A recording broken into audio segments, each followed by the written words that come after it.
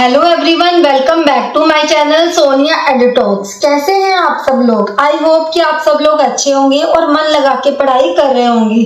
तो फ्रेंड्स, आज की वीडियो में मैं आपको बताऊंगी सीटेट के इम्पोर्टेंट टॉपिक के बारे में, जिसका नाम है समाजीकरण की प्रक्रिया। यह आपका बहुत इंपॉर्टेंट टॉपिक है। सीटेट पेपर 1 और पेपर 2 में इसमें से हर साल प्रश्न पूछे जाते हैं चाइल्ड डेवलपमेंट एंड पेडागोजी में। तो चाहे आपका DSSB का एग्जाम हो, KVS का एग्जाम हो, यूपी टेट का एग्जाम हो, आपके पेडागोजी टॉपिक में इसमें से प्रश्न पूछे जाते हैं। तो एग्जाम पॉइंट ऑफ व्यू से यह टॉपिक बहुत इंपॉर्टेंट है। तो चलिए शुरू करते हैं। समाजीकरण की प्रक्रिया। तो सबसे पहले हम पढ़ेंगे समाजीकरण के अर्थ के बारे में कि समाजीकरण क्या होता है, इसका मीनिंग क्या होता है। मनुष्य एक सामाजिक प्राणी है। बिना समाज के किसी भी व्यक्ति के सर्वांगीण विकास की कल्पना नहीं की जा सकती। मनुष्य समाज के लोगों से मिलता जुलता है, समाज के लोगों से व्यवहार करता है। समाज में जाकर वह बहुत सारी ऐसी चीजें सीखता है जिससे एक व्यक्ति का ओवरऑल डेवलपमेंट होता है, एक व्यक्ति का पूरा सही ढंग से विकास होता है।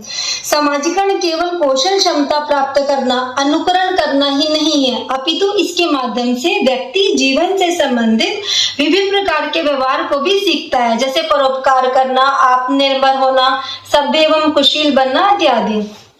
हम समाज में जाते हैं, समाज के कुछ आचार संहिताएं होती हैं, कुछ संस्कृति होती है, मूल्य होते हैं, नियम होते हैं जो कि हम समाज में जाकर हम सीखते हैं। हमें बहुत सारी चीजें सीखने को मिलती हैं। समाज में जाकर हमारा सही ढंग से विकास होता है। समाजीकरण के बारे में कुछ मनोवैज्ञानिकों ने परिभाषा दी थी जो कि इस प्रकार से है। रॉस के अनुसार समाजीकरण सेहो करने वाले व्यक्तियों में हम भावना का विकास करता है और उनमें एक साथ कार्य करने की इच्छा तथा क्षमता का विकास करता है। समाजीकरण के द्वारा हमारे अंदर दूसरों के साथ एक साथ काम करने की इच्छा जागृत होती है और हमारे अंदर मैं की भावना खत्म होकर हम की भावना का विकास होता है। हम दूसरों के साथ मिलजुल कर काम करना सीखते हैं। किम्बल यंग के अनुसार समाजीकरण वह प्रक्रिया है जिसके द्वारा व्यक्ति सामाजिक सांस्कृतिक क्षेत्र में प्रवेश करता है एवं समाज के विभिन्न समूहों का सदस्य बनता है तथा इसके द्वारा समाज के मूल्य एवं मान्यताओं को स्वीकार करने की प्रेरणा मिलती है। समाज में जाकर हम बहुत सारी ऐसी चीजें सीखते हैं। समाज में जाकर हमने लोगों के धर्म के बारे में, लोगों के कल्चर के बारे में काफी सारी चीजों का पता चलता है। जैसे कि हम देखते हैं कि हमारे समाज में हिंदू भी है, मुस्लिम भी है, सिख भी है, ईसाई भी है। तो उनसे बात करके हमें पता चलता है कि जो सिख लोग हैं वो गुरुद्वारे जाते हैं, गुरुद्वारे जाके पूजा करते हैं, प्रार्थना करते हैं। जो हिंदू लोग हैं वो मंदिर जाते हैं, मंदिर जाके पूजा करते हैं। जो क्रिश्चियन है वो चर्च जाते हैं। तो समाज में जाकर हमारा काफी सारी चीजों की हमें ऐसी जानकारी मिलती है जो कि बिना समाज में जाकर हमें नहीं मिल सकती। अगर हम अकेले कमरे में बंद रहेंगे तो हमारा क्या विकास होगा? नहीं होगा। जब एक बच्चा जन्म लेता है और वह दुनिया में आता है तब से उसका समाजीकरण शुरू हो जाता है, जब वो समाज के लोगों से मिलता जुलता है और यह प्रक्रिया जब तक उसकी डेथ होती है जब तक चलती रहती है। अब हम पढ़ेंगे समाजीकरण की विशेषताओं के बारे में। समाजीकरण एक सतत प्रक्रिया है, यह जीवन पर्यंत चलती रहती है। जब एक बच्चा इस दुनिया में आता है, जब वो बड़ा होता है, समाज के लोग के संपर्क में आता है, तो उसकी समाजीकरण की प्रक्रिया शुरू हो जाती है और जब तक उसकी मृत्यु नहीं होती जब तक यह प्रक्रिया चलती रहती है। जब बच्चा माँ के गर्भ में होता है तब यह प्रक्रिया शुरू नहीं होती है। यह जब वो उस दुनिया में आता है और दुनिया से जाता है, इसके दौरान चलती रहती है। समाजीकरण औपचारिक और अनौपचारिक रूप से होता है। समाजीकरण फॉर्मल वे में भी होता है। जब एक बच्चा स्कूल जाता है, कॉलेज जाता है, इंस्टीट्यूट जाता है, जॉब करता है तो वो फॉर्मल कपड़े पहनता है, तो काफी सारी चीजें सीखता है। और अनौपचारिक ढंग से, इनफॉर्मल ढंग से, जैसे एक बच्चा अपने परिवार के लोगों से काफी चीजें सीखता है।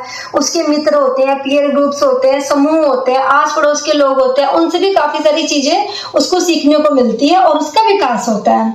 समाजीकरण हमें अनुशासित करता है। समाजीकरण के द्वारा हमें पता चलता है कि हमारे समाज ने कुछ नियम बना रखे हैं, कुछ हमारे समाज के नियम कायदे कानून है जो कि हमें मानने पड़ते हैं और हम डिसिप्लिन में रहना सीखते हैं। एक बच्चा स्कूल जाता है तो स्कूल में बहुत सारी चीजें सीखने को मिलती है कि हमें अनुशासन में रहना चाहिए।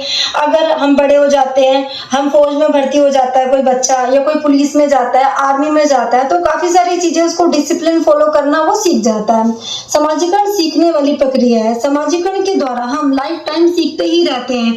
अगर हम दूसरी कंट्री में भी चले जाते हैं, अमेरिका में चले जाते हैं, इंग्लैंड में चले जाते हैं, तो वहाँ की जो लैंग्वेज होती है हमें सीखनी पड़ती है। काफी सारी चीजें सीखने को मिलती है। हम बाहर के लोगों के जो भी उनके रीति रिवाज है, जो भी उनका रहन सहन है, खाना पीना है, उनको देखते हैं, उनसे काफी सारी चीजें सीखते हैं। तो सामाजिकरण के द्वारा हमें ओवरऑल डेवलपमेंट तो अच्छा होता ही होता है, साथ ही साथ एक बच्चे का बहुत अच्छे ढंग से विकास भी होता है। अब हम पढ़ेंगे सामाजिकरण से संबंधित सिद्धांत के बारे में। सामाजिकरण के सिद्धांत के संदर्भ में कुछ विचारकों ने अपने सिद्धांत दिए हैं, जो कि इस प्रकार से हैं। नंबर 1 है सबदर्पण सिद्धांत। यह सिद्धांत फूले द्वारा दिया गया। उनके अनुसार सामाजिकरण सामाजिक अंतःक्रिया पर आधारित होता है।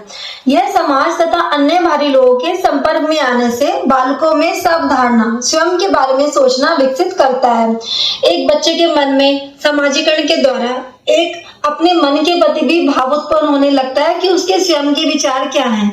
और फूले के सामाजिकरण के प्रक्रिया में एक बच्चा जो होता है परिवार से, आस पड़ोस के लोगों से, वह काफी सारी चीजें सीखता है और यह उसकी सीखने की प्रथम पाठशाला होती है।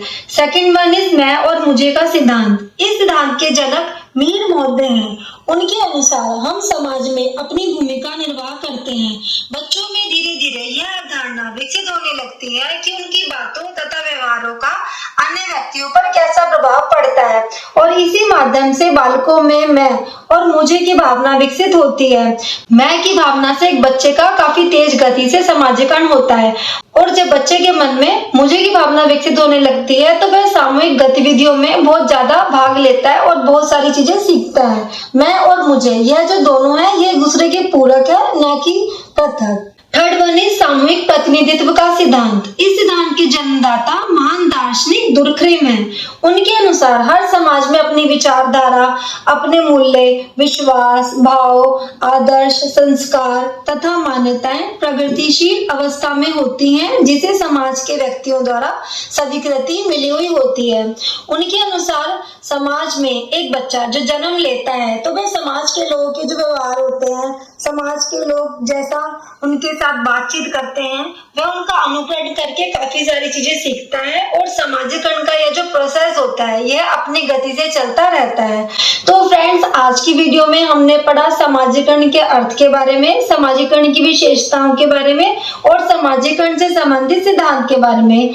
यह बहुत आपका इम्पोर्टेंट टॉपिक है। आई होप कि आपको अच्छे से समझ में आ गया होगा सामाजिकरण के बारे में। अगर आप इसे अच्छे से पढ़ लेंगे, समझ लेंगे, तो सीटेट और एस्टेट के एग्जाम में आप बहुत अच्छा स्कोर कर पाएंगे। तो फ्रेंड्स, अगर आपको मेरी वीडियो अच्छी लगे तो मेरी वीडियो को लाइक करें, मेरे चैनल को सब्सक्राइब करें और बेल आइकन को प्रेस कर दें ताकि नेक्स्ट वीडियो की नोटिफिकेशन आपको मिलते रहे। तो चलिए मिलते हैं नेक्स्ट वीडियो में, तब तक के लिए बाय बाय, थैंक यू।